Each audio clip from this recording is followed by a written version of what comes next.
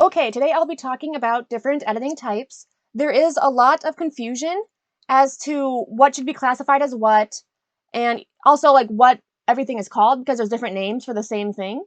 And it's mostly due to the fact that editors have their own kind of specialties and they kind of like bleed into each different topic. So each individual editor may provide kind of more than developmental editing, but they provide their services of developmental editing, but they'll also like add extra stuff in there because that's just, kind of stuff that they're good at. And so there's a lot of confusion there. So I'm just going to share with you kind of my way of classifying it. So developmental editing is basically the big picture story elements. It's the characterization, it's plot, themes, setting, which can include lore and world building. It's conflict. It's like all of those things that essentially make a story. They are basically the ingredients of the story that you're kind of gathering around and deciding kind of what you're going to be using and flavoring, your recipe. And then substantive editing is the organization, presentation, and like the measuring of the ingredients, like how much of this works with this. And it's essentially covering the topics of pacing, structure, length, direction, like fulfillment, like how are you going to be putting all of these ideas and stuff you have on the page to tell your story? And for me, I call them both developmental editing, primarily because it's what I've heard most people say. However, like if I were to get technical with it, I would have a comprehensive editing title, then with these two kind of factors within it. But next is line editing, which is different from copy editing. Line editing is how the writing sounds, like your writing style, your technique, does it flow well? Like if there's a rhythm, is there like a good rhythm to it? Does it stand out? Do parts like not work and stuff? So it's essentially kind of hammering out what your story is going to sound like. And maybe even enhancing kind of some themes based on how the prose is altered. Copy editing is for me, the worst editing job because it's the most boring. It's fixing the technical mistakes. So like grammar, spelling, syntax, punctuation, and accuracy. However, accuracy should be done upon request because at the end of the day, it's more the author's responsibility to like fact check their work. But copy editing can check for like continuity issues, like the spelling mistakes and all that stuff, but always be clear whether or not you want them to do any sort of fact checking or find out if they even do that. So, and then we have kind of our non-editor options that can help critique your manuscript. There's beta readers, critique partners, and then proofreaders. Beta readers are the reader's reactions, essentially what your target audience will be thinking. So always try to get your beta readers to be in your target audience. So if you have family or friends that you want to look over your work, make sure they are, first of all, they'll enjoy your story and, they're the target audience. Because if they're not one of those things, then you're not going to get, the best advice you can. And also, pick somebody responsible. But the sweet spot for beta readers is about 3 to 5 people. A good price to offer them for their work is about $25 to $100, depending on, their experience and the feedback they offer you and how long your book is. It should not take longer than a month at most.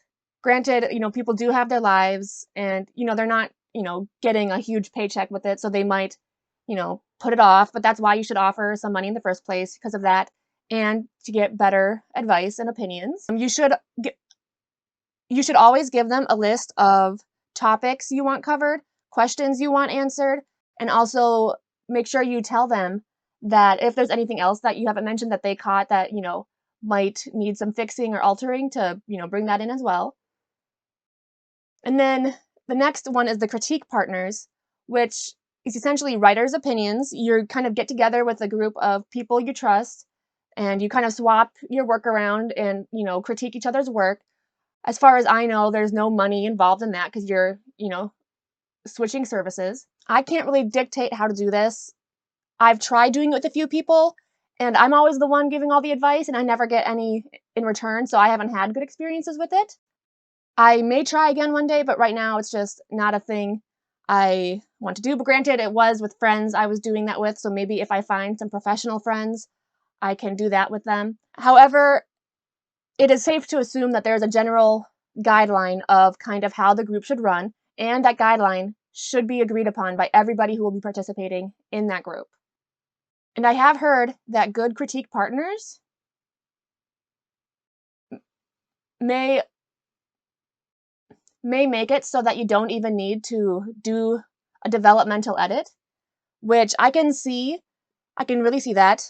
But however, it's still always a good idea in my mind to at least get an editorial assessment at some point in your journey.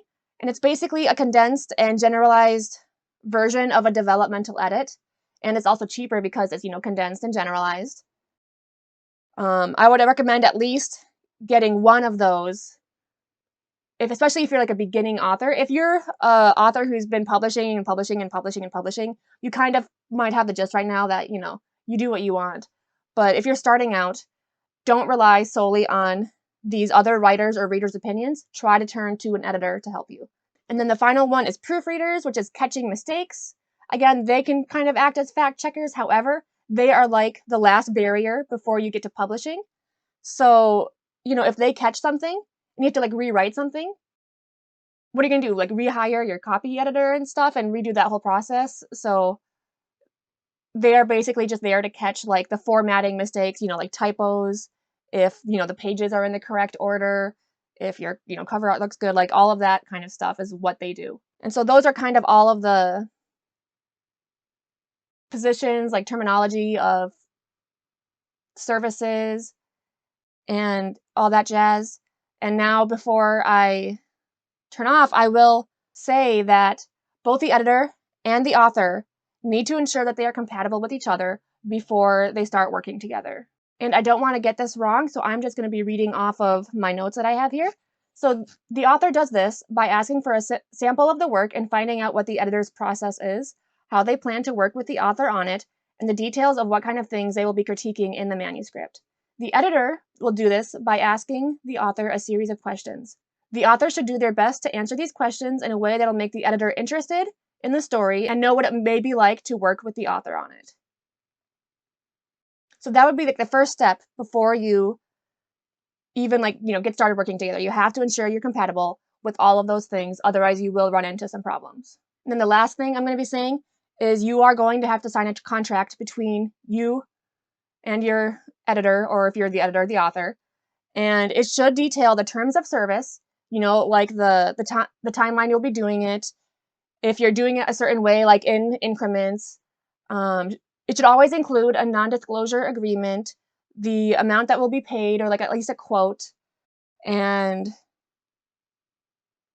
it is to provide both you and the editor some safety and security in this work.